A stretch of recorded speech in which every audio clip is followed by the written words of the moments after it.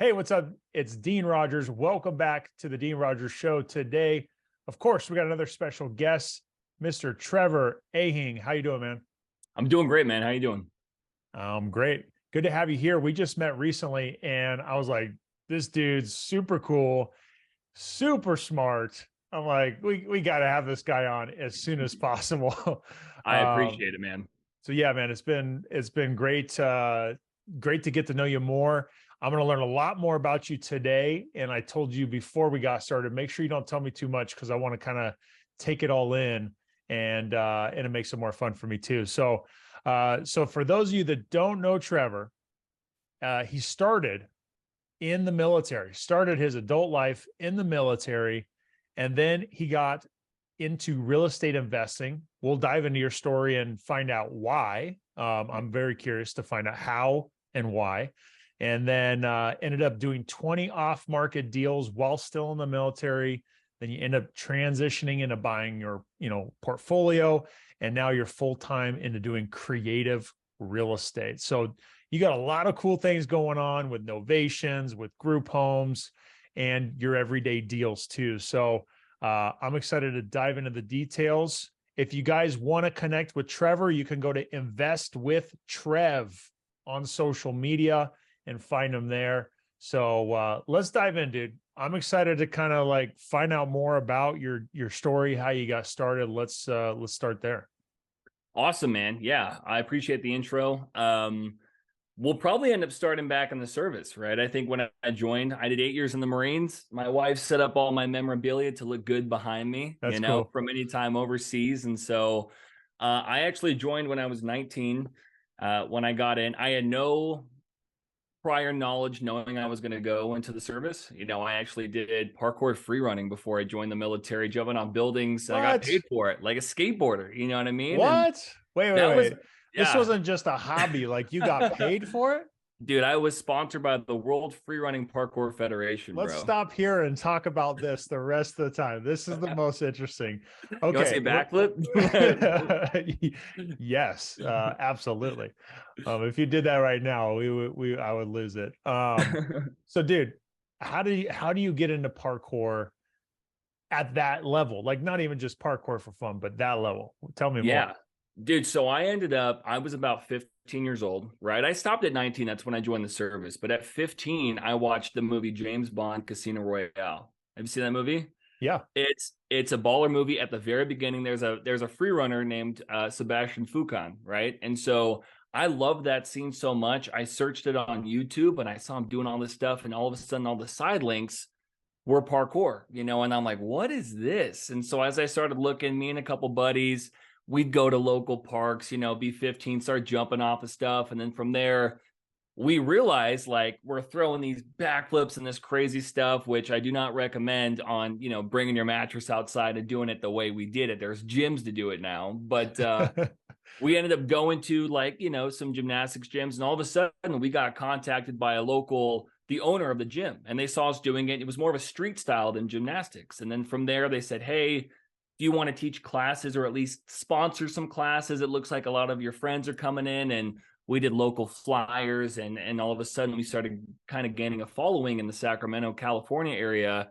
And we formed a team, and then we started recording ourselves, and we were called The Way PK. You're more than welcome to search us on on YouTube. Dude. And did that for a couple years and started traveling, doing competitions. It's kind of like skateboarding. It sounds super cool, but when you're not traveling, you're just at your mom's house chilling until the next, Right. gig, and so you don't get paid crazy. But did that for a while, a lot of fun, a lot of broken bones and concussions later. I Oh, wouldn't I shoot. wouldn't change a thing. Shoot. Yeah, dude, that is super cool. See, that's why I didn't want to ask you too much before, because I get to learn stuff like that. That's super awesome, man. Oh my gosh.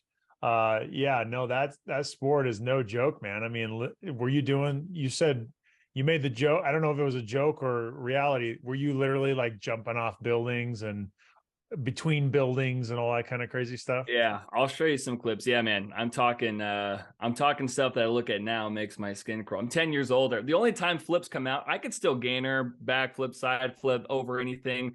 It only comes out, after, maybe a couple beers in me, and then people want to Yeah. see it. I'm like a monkey, and people Yeah, are of like, course. Yeah. dance. And so I do some stuff, but it's fun to know I still have it, but it's nothing, anymore. But I was hanging off of cranes. I was doing from a 17 story to a 16 story, side flips in between gaps. I mean, it's some pretty gnarly stuff, man. And I've had some Jeez. buddies who still do it, by the way. I got buddies who are sponsored by Tempest now, which is huge in Los Angeles. And so they're on the team, and I commend it. But I hang out with them now, and they're like, you still got it? I'm like, dude, absolutely not, man. I got a baby on the way. I can't be doing this anymore. Oh my gosh, dude, that's wild. That's super cool. Okay. All right. So this was before military, right? You said you were in the teens. Yeah. So what took you to the military? As I'm going to kind of preface the same thing, easy transition. Some people laugh at this, but got done training, and I went in, and I'm in my sweats and everything after competition. I'm at a Subway, and I run into a Navy recruiter, and he was like, hey, you look like you're physically fit. You ever thought about joining the military? And I'm like, nah, man, not for me. And I was 19. And he goes, I'll buy your Subway sandwich if you talk to me for 10 minutes. And I'm like, free Subway? I was like, done, man. And so he roped me, man. I loved it. That was over in Sacramento. Dang. He got me, but that was the Navy. And then all of a sudden I did transition. That's another story, to the Marines. And that's Okay. when I shipped to boot camp about 2 months later. And that was back in 2013. And from there, it's been, 16 different countries. It's been a blast. So is that a common thing? Do people go from branch to branch? Is that a thing? Well, I was going to sign up under the Navy before I even swore in. And the Marines, I saw them. They came in one time right before I signed with the Navy. They were all dirty, getting yelled at. And I asked my Navy recruiter, I'm like, why don't we ever do that? And they're like, that's the Marines. You don't have to do that. And I come from more of an active background. And I'm like, I kind of want to do that. And so I walked into the Marine Corps recruiter's office. True story. His name's Staff Sergeant Godina. He looked at me and he goes, what the hell do you want? And I'm like, I think I want to be you. I think I want to do this, man. And so I jumped directly into it, man. Never looked back.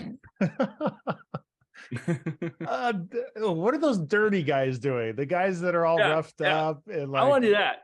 doing hard stuff. What are they doing? This is too easy over here. That's too good. Go Dude. big or go home, man. I've worked with all branches. I've done joint force stuff. It's been a blast, but I had to do it. I was codependent. I was a mama's boy. I had to go big, man. And I don't regret it. That's too funny, dude. All right. So you get into the military. How in the world do you find real estate? How do you have that light bulb moment to say, I want to start doing this? Yeah, so I didn't do it right off the bat, right? I was, because in the military you live in the barracks. I wasn't married, right? So I got chow for free. I got to live for free, and so I lived that kind of college military life for a while. Oh, And then as I went overseas, I was attached to Marine Security Guard forces in Africa. I spent a couple years out there, Europe, and then you start reading up on some stuff. You start saving a bunch of money because you're overseas and you don't know what to do with it. And then as I came back, I ended up getting married to my lovely wife. And we initially had the habit of like, we want to save more money. And I had no idea house hacking was a real strategy, right? I'm like, well, I'm just going to get a place that's too big for us. And I'm going to rent out all the rooms to my boys. And we're going to basically live for free. And so we would go get a house, whether it was renting at first to purchasing, and it'd be bigger. We'd rent out one or two of the bedrooms to our friends who got basic allowance for housing, but they didn't want to get their own home because they wanted to pocket money too. And I thought I was cheating the system. Looking back now, I'm like, there's so many great, savvy military investors that have done this since day one, making a bunch of money. And we would end up saving our money, cash flowing from these properties. And I realized, I'm like, I think there's something here. I like this. What if we ended up purchasing homes and getting a little bit more involved with this side of things? And my wife was like, look, let's do it, but for a couple years, because I need to have a house where it's just us, because we're having a bunch of we at one time put beds in the living room, dude, because we're like, we can have more rent, and so I went through it with the whole house hack. I got like addicted to it. And the wife was down for all this? Dude, she was down. Yeah, we were like 22, 23, and she was like, it's fun. She loved and trusted all of them. We had agreements in place. We had different places of the fridge that we could put our stuff. And so it was very mutual, and I always would only bring people over that she would trust. And it was fun. It's fun until it's not. Then you realize you're like, all right, you're growing up. We kind of want to, we get a dog and we start our own family. And so we ended up getting our own property and stopping that. But it was because of that allowed us to really financially put ourselves in a position to really kind of create exponential growth with our portfolio because of the house hacking aspect in the service. So everybody always Yeah. asks me in the military, they're like, well, I'm married. What do I do? And I'm like, dude, just slum it for about a year. Get some people that you trust, rent out the rooms. They're like, well, I'm like, if that's not for you, it's not for you. But you could save an easily $12,000 to $24,000 in 1 year doing that. You know what I mean? Yeah. Mm-hmm. Wow. Yeah. And if you think about it, that's going to really propel you forward, right? Oh Whereas yeah. otherwise, like to save that kind of money, you got to be having a lot more extra income to make that happen, a different job, a different position, whatever. And how do you get there faster? I love that. That's cool. Um, so you start buying properties, you're doing deals while you're in the service. What kind of deals are you doing? Yeah, so it initially started all off market, right? I had a buddy who was um he was a corporal and he ended up coming in with some flashy stuff and he said he was in real estate and I thought I was too because I house hacked and all of a sudden it was a new watch to another new watch and to a new car and I asked him like what are you doing? And he does wholesale real estate. That's what he was Ah, doing as a young buck, and so he wasn't in my unit specifically, but I knew of him and I started asking him questions and he brought me to somebody who ended up teaching him, and I was just infatuated by it, man. I love the idea of the off-market appeal. It was great that I could focus on the operations outside of my service because I still wanted to do 30 years, man. I want to do 30 full years. I love the military so much. wowzer. But this ended up kind of taking over, luckily, right? It ended up kind of started snowballing into something to where I would set up my systems, go back from 5 to 9 p.m. calling these leads and locking them up. And then it started trickling into, an actual business. Now, where in the world were you while you started this? So I initially started in San Diego, but then it's a really good question. So I started in San Diego and I was stationed at Miramar. All right. And so I was a sergeant at the time. Sergeant in charge, just came off of a meritorious promotion. I was leading the way in the Marines. I loved it. And I started doing this and I put this on the back door because I had to deploy. I had to go to the Middle East. I went to Kuwait and Qatar over there and back in 2019. And right on my pre-workup, I'm in the field over in Camp Pendleton, and my wife's father, and he was a big father figure to me. I never grew up with a father, and he randomly passed of an aneurysm. It came out of nowhere when I'm away from my wife and I'm about 10 days before my deployment, and it just shattered everything. Right. And so I thought I could kind of balance both worlds. I was making good money through real estate, but I had a calling for the service. And I asked my command, this will be a total of about almost 3 years overseas in 7 years. And I wanted to be there for my wife. I'm like, hey, I'm going to, is there a way I can stay back? My wife's in shambles. I need to make sure I'm here. And unfortunately, there's the good and the bad, and I totally get it. And the Marines were like, hey, it's a revolving door. You got to go. Nobody else is slated. And so I thought to myself, I'm like, you know what? I'm doing all this stuff for the service, multiple meritorious promotions. I loved my time in service, but I'm doing this for my family. And the one time I really have to be there for my family, I can't. But I wanted to create a sense of financial freedom and a sense of time freedom for myself and my wife. And so I told my command, I'm going to deploy, but when I come back, I'm not reenlisting. And so that was a hit, and I ended up sticking to it. I did all of my prerequisites to get my license overseas. I came back, took the test, got my license, and I luckily had a very supportive command that my last year, I actually bought multiple of them, their properties. They were very supportive, which was awesome. And I was able to kind of transition out very smoothly, which some people can't say. So I was very blessed for my higher ups and my mentors in the service to allow me to do that. But they saw the time I gave to it, but they knew I was getting pulled into the real estate world, for my wife. And it was the best thing I ever did. So tell me about that. I mean, for someone that doesn't know that much about military, I know just a touch on it because I have some family members that have and are in it. Um, What is that like? If you want to transition out, is that just like, are you the black sheep or what does that look like? Yeah, that's a good question. So it's kind of tough initially. I was actually histed. I was slated to go drill instructor, which I wanted to do forever. That was like my calling. I want to just yell and do that whole thing and make Marines, right? And I thought it'd be the funnest thing. But after that whole incident, it kind of broadened my horizon. It kind of put my priorities straight. And I would have been away from her again for weeks on end, especially in that type of boot camp setting. And so, Yeah. yeah, I talked to my chief warrant officer and my sergeant major, and I let them know. And like I said, they were supportive, and so they said, look, you can't re-enlist because you're denying orders. You have orders to do this. So it's And full what were the set. orders? They were to go to become a drill instructor. It's like, hey, you're Okay. slated in 4 months to be a DI. And my wife is still pretty beat up, and so was I. And so I'm like, look, I'm not going to go. I'm going to focus on the transition. I love your support. And And this was after you had deployed? that's when I came back. Yeah, that's when I came back Gotcha. from my deployment. I was actually deployed the entire time during COVID. It was such a different world. COVID, I never experienced in the United States domestic. I Yeah. was OCONUS, which means outside the continental US. And it was just on a base, sandy, horrible. And I would hear all these stories. I'm like, there's no way America shut down, dude. And lo and behold, it blows my mind. My wife was like, no, like legit, it's crazy.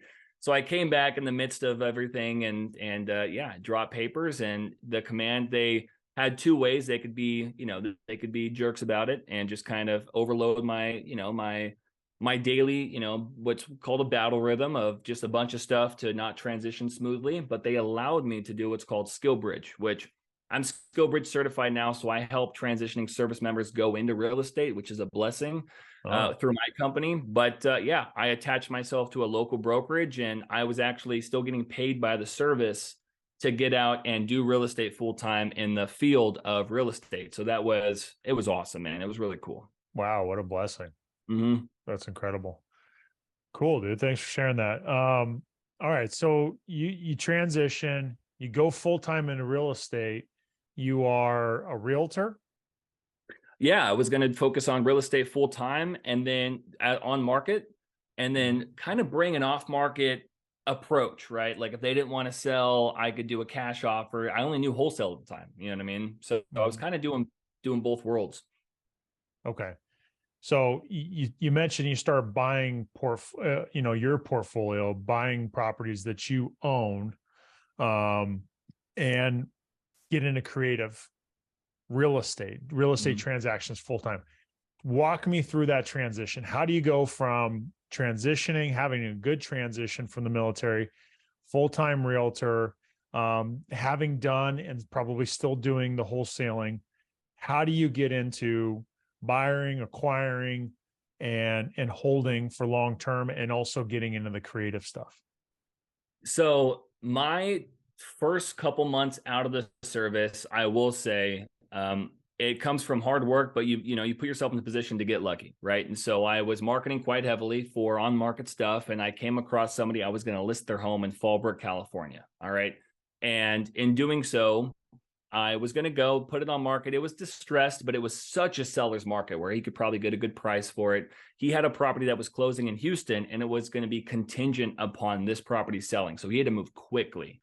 And I didn't think I can get him down to a wholesale price. And so I'm going to transition to how I got the funds to be able to buy my own because of this deal. I was going to list it for around 875, 900. He said he wanted to move quickly. I said, look, I can give you a cash offer at 750, guaranteed. He took it. And I found a buyer Wow. for $900,000. Oh, And so smokes. I made 150,000 assignment fee. And Jeez. that's where I reinvested a lot of that back into the business. That's when my wife was finally like, all right, we got something, And so we ended up That's a getting big chunk, dude. I a mean, big chunk, man.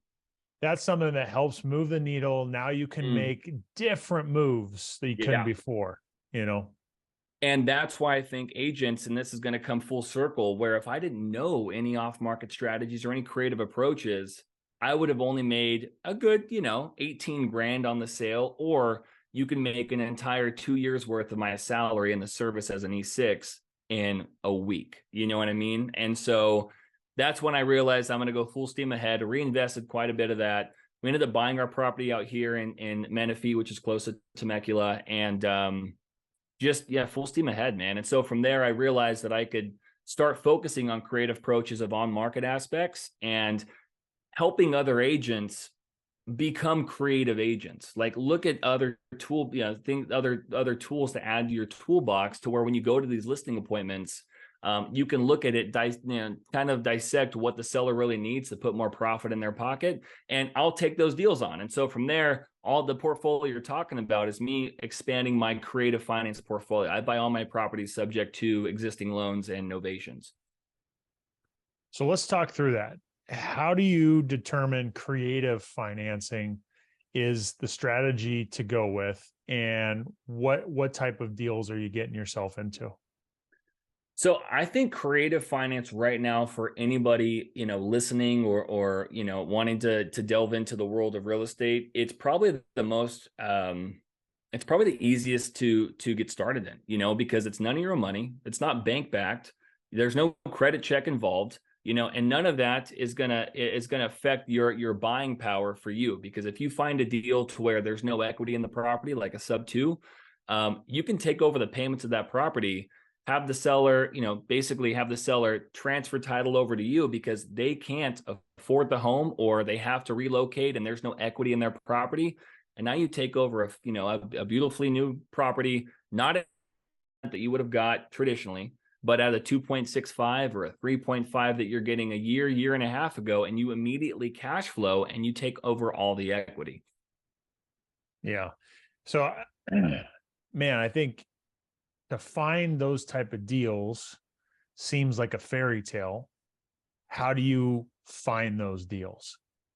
I really work with a lot of VA and FHA buyers.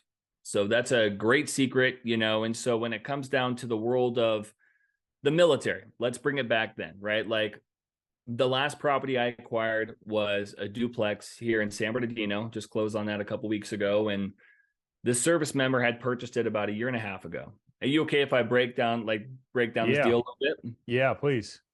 So he bought it about a year and a half ago, and he bought it for $180,000. Okay, which is cheaper, but it's in San Bernardino. It's kind of in a rough area, right? And he had tenants in there that he purchased. It was a service member who wanted to get into the real estate investing world, but unfortunately in California, both of these tenants since day one didn't pay him a dime. So he's been a year in without any payments. So he's in the water quite a bit. Yeah, he's amortized his note to around like 172-ish. But the thing is, they have trashed his property, and it wasn't in that good of a condition to try to put it on market at all. And so he wanted to be able to walk away from it. And so in doing so, I said, hey, look, you're getting wholesale offers that it's worth 250, 260. You're getting wholesale offers at 120, 130. Like you'd be in the whole $20,000 or $30,000. Like that's horrible, especially for him coming off deployment now, now having to deal with this. And so I walked it, and I'm like, you could probably end up doing some good with about $10,000, $15,000 worth of work. And so I told him, I said, hey, look, I'll give you $10,000 for this home. And from there, what I want to do is I want to continue to be able to make payments on your 2.65 percent loan. So why don't I give you $10,000? You make profit on this deal.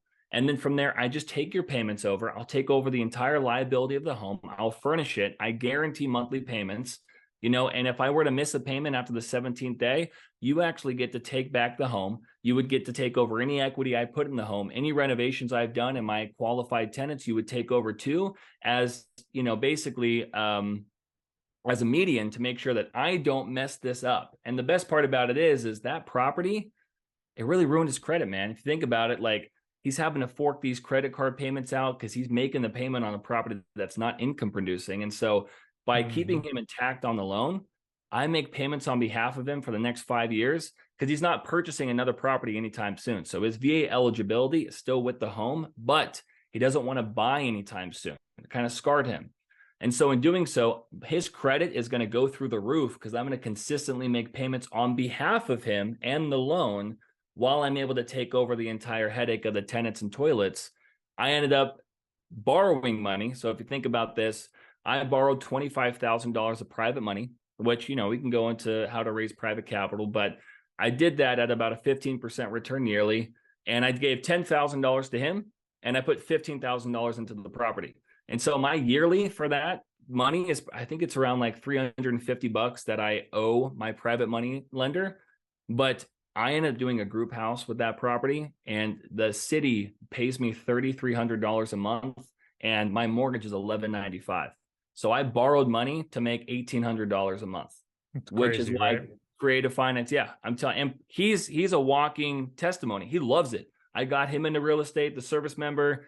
He realizes there's a better approach now, and actually we're in escrow on another deal in San Bernardino, me and him, because he found me another service member who wants to do the same thing. So it's the Oh, wow. power of just education, man. That's what I love creative real estate for. So, so you mentioned getting into group homes. What does it take to like actually get into that? If someone heard that and said, "Holy smokes, that's so interesting," like how do you even start in that area? How did you nonchalantly said, "I turn that into a Yeah, group yeah, home," yeah. but how do you do that? How does that even happen? I contacted a local nonprofit. Okay. I started with a course. It's called Group Homes Riches to kind of understand the Oh, definition, cool. right? And so a group home is literally a sober living facility for um, transitioning addicts out of, some type of rehab, and they need a property that's going to be away from the culture of what they were in, right? So they want to be able to just be in a bed or in a room away from that, around other sober individuals, to make sure that they can set themselves up for success for the next 3 6 months to a year, however long they want to stay, right? So that's a group home. Or you have homeless veterans where the VA, they discharge people from the hospital, and the VA will pay landlords to house veterans because they don't have the best credit. They're homeless. They don't have too much. They don't have a good, they don't have any money in the bank, but what they do get is VA disability. And so in doing so, providing a bed for those types of heroes, in our country, you're able to get incentivization to where you can put 2 beds per room, make it very nice, furnish the property, and you can make a substantial amount while giving your property a purpose. And I think that's a huge thing, especially in today's age. Yeah. That's incredible. So, I didn't even know you had a course around that. So group home riches, you guys can reach out to Trevor about that, find out more. But that's awesome. And I think, it ties so well into your background. It ties well into helping out a community of, providing this housing, right? Yeah. Yeah. Is there specific areas that work great for it, better than others? Is it specific locations in the country? How do you determine, yes, I want to make this house one of those? Good question. I would say, yeah, like I would probably target areas without HOAs. With the Disabilities Act, you can't discriminate, but it's harder. Neighbors might not like it. You think about it, you're like, I don't want a bunch of those people. We get it, but there is a time and location for those, for those individuals. And so I would probably contact your local VA, right? So to get started in the backtrack, that property, I was going to do a homeless vet house, right? So I contacted the VA. It's a little far from it.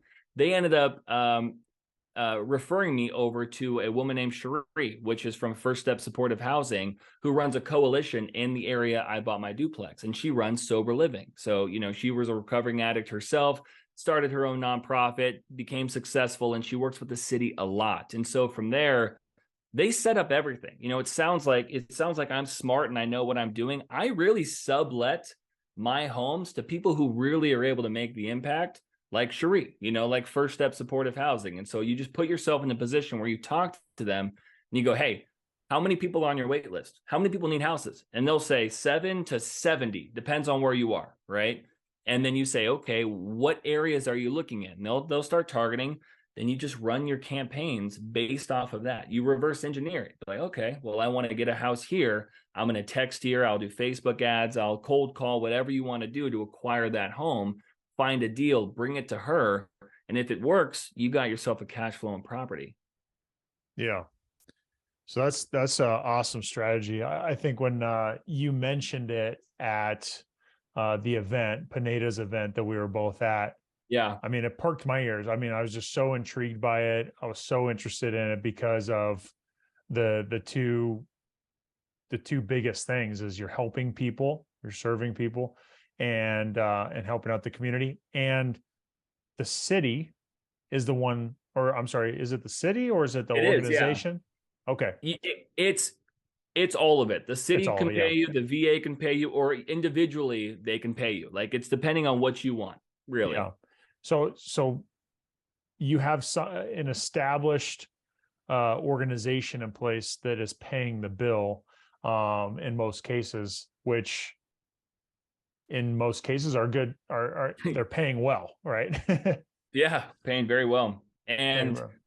people think people think that they take advantage of your home. Look, these, from what I've seen, they're so nice, because they understand they're on their last leg in a sense, and they want to do nothing but respect where they're at so they can stay where they're at. You know what I mean? Because you really have house rules. It's nobody, no, lights off at 10. There's no smoking on site. You cannot drink at all on site. No visitors on the weekends. I mean, you set these things in place to make sure that you set them up for success, and they love it. They admire it. And the only time I have a housing manager in place that I charge a little bit less, and that housing manager, he takes pride in it. He makes sure he tells me when I need to stock up on toilet paper or paper towels. He makes sure like, hey, it's 10:25 and this person doesn't, have their light off, and I will text Cherie. Actually, Cherie really handles that, but you have a great sense of pride amongst all of them to where every time I've gone to my properties, it's nothing but clean because they understand that they don't want to go anywhere else. You take care of them, they take care of you. Yeah, that's awesome, man. So what's next? Where are you at in your journey now? What is in the next chapter? What are some of the fun, exciting things you got going on right now? I would say continuously trying to get a property a month through sub two, right? And so I want to be able to continue to stack my portfolio up, continue to hold doors. I have a daughter. My wife's full term. Like she's gonna pop even on maybe on this podcast. I don't know. You know what I mean? Like she's ready to go, man. And She so comes running into the I know. Can you background, imagine? You're like, that's baby's content, heads dude. hanging out, That's ready to content. go.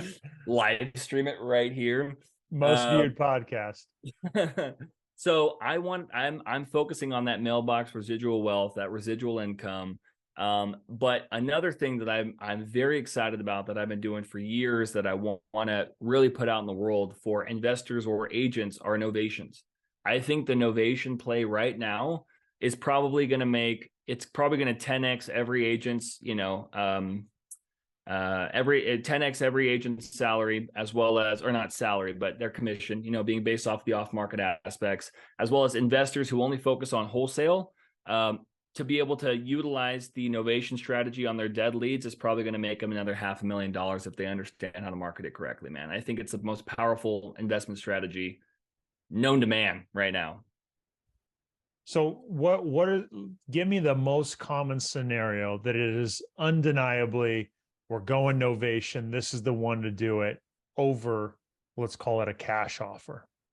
Yep. I love that question. So I'm going to use the same exact numbers. Okay. So let's go at a property worth $500,000. It's vacant, ready to go, or tenants are leaving, right? So vacant, tenants are leaving, and it's distressed. Let's say $40,000 is needed for the rehab to be back to 2023 HGTV standards, right? And so at 500,000, property's not worth that. You're targeting the 4Ds. We all get it: death, distress, divorce, and debt. That's just how you're able to bridge the gap between distressed homeowners and a solution. That's usually how we find these deals. But as a wholesaler at 500, your formula is more so around times 70 cents on the dollar, minus your rehab fees, minus, let's say you want to make $15,000. You're probably offering around $280,000 to $295,000, right? So a pretty, that's a needle in the haystack for trying to be able to move that deal correctly and help the homeowner in a situation, right? And so you could get them to say yes, but you'd be making $15,000 offering them around 280, 285 grand. Or if you want to go the novation route, you can make 5 times that by offering that seller $340,000. So $60,000 to $70,000 more. you would end up making 3 times your assignment fee just due to the fact of being able to do a creative approach through that. And so I'll break down that strategy. The whole pitch behind it is, and you guys can take this and record it, is literally when it comes down to a property being vacant, you would let them know and say, hey, you know, why would you sell it all cash when you'd be able to have somebody go in there and be able to renovate it? Now, I don't have the money for the renovations. Be like, exactly. You know, why don't I come in there? I'll occupy your home. I'll even pay your mortgage, whether it's $1,500 or $2,000. I will come in there. I'll pay your mortgage during the time that I occupy the home.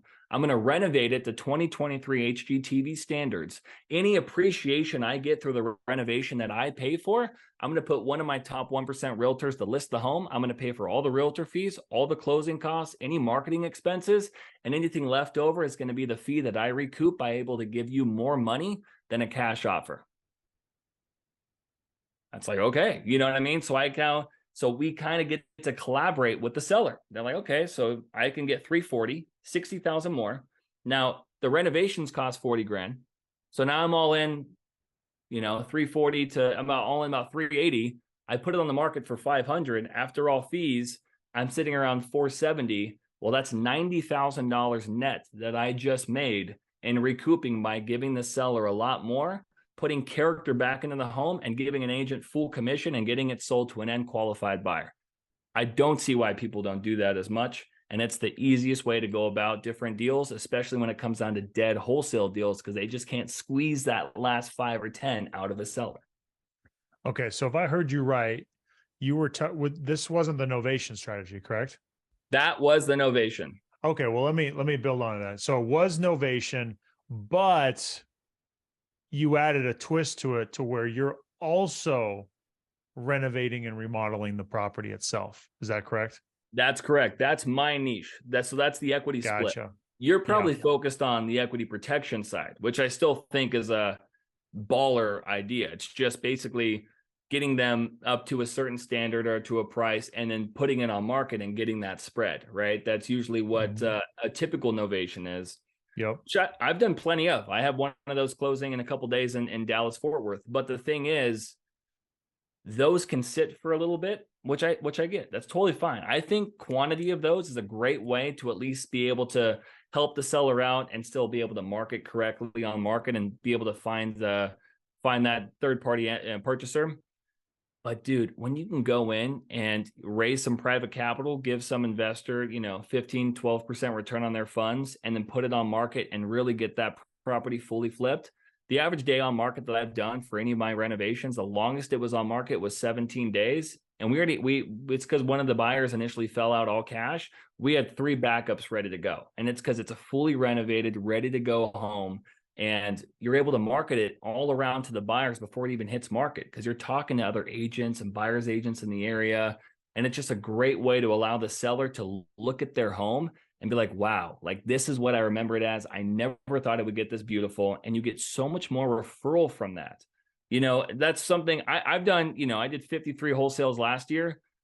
It was a great year, but I never got a referral. You know, I never had Sandy be like, yeah, you should use Trevor. Like he totally got me, you know, he squeezed 20,000 of my equity out of my home from me. You know what I mean? Like, which is still a great way to bridge the gap, because I think wholesale is probably one of the fastest and easiest approaches for sellers to get to where they need to go and bridge the gap into finding a buyer. So I still wholesale. I think it's a great method. I don't want to knock it, but I'm just saying if that's the only thing that you do, you're missing out on deals that you don't have to buy, but you can flip without any of your own money and 10x your profits. Yeah.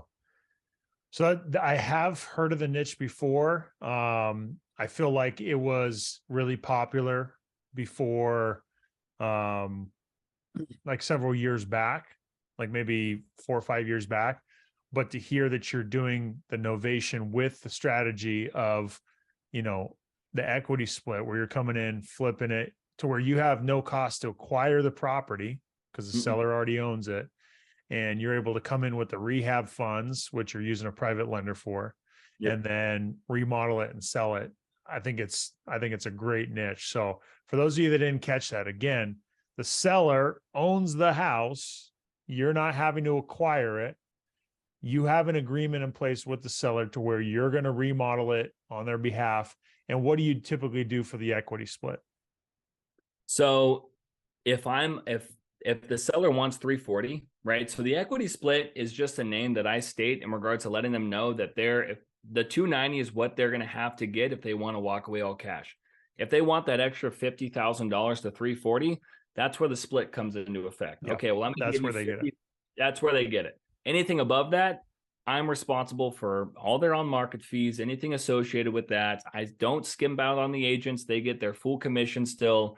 But my money usually on average makes between 100 to 200% cash on cash return because of the equity that you can create through the appreciation. So I'm kind of a nerd, and I apologize if I just slammed that home, dude, and I start talking super quick. But yeah, exactly what Dean said is exactly what I do. It's the best. Yeah. It's probably a more simple way to describe it. No, it's good. I think it's very creative. I think, there's going to be markets that are like super ripe for that too. Yeah. Super ripe. I think once you start getting into the $500,000 price points, it's even more ideal for it. Do you have a sweet spot that you found yourself? Because you're doing novations, all over the place. Yeah, I would say I think you hit the nail on the head. Around that 500 to honestly 900,000, when it comes down to a distressed home, they're getting pennies, which depending on the situation could work. Like some people still say, hey, I just want that cash quick. Great. But if you want to be able to implement a little bit more on them and they have some time to work with you, they're not in a rush to sell, then between that, you usually end up seeing between $80,000 to $150,000 of equity as a novation fee or assignment fee to you after those deals. Yeah. Awesome, man. Well, dude, it's been so fun to have you on and just like go through your story. It was super, super cool to learn more about that. And also all the cool stuff that you're doing, I know is super valuable. So again, people can find you, Invest with Trev on social media. Make sure to reach out, guys. These podcasts are great for information and relationships. And you got someone great here who's no doubt willing and able to connect with you and see where that relationship goes. So make sure to reach out to Trevor here. Trevor, it's been an absolute pleasure to have you on, man. It has been a blast. I'm so glad I met you, dude. I can't wait to see this and many more from you, man. Absolutely. We'll definitely be in touch. All right, guys, until next time. Peace. See you.